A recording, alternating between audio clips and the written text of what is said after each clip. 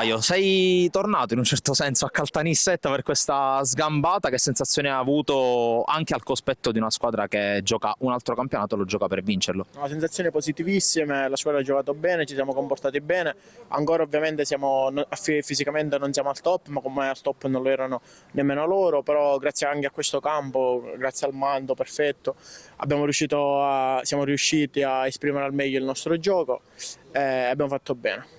Ecco, come state voi dopo praticamente 2 settimane ormai di lavoro tra i Salaci e anche un altro campo, in erba naturale, come state gestendo anche i carichi?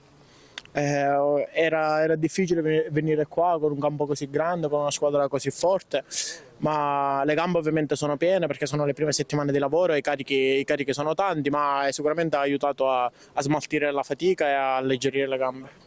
Tu sei uno di quelli che viene dalla cavalcata dello scorso anno in cui fondamentalmente avete giocato in 12 in tutti i campi della promozione, adesso la sfida dell'eccellenza tu l'hai già fatta, altri tuoi compagni l'hanno fatta, come ci si prepara e come è arrivata a questo inizio di stagione?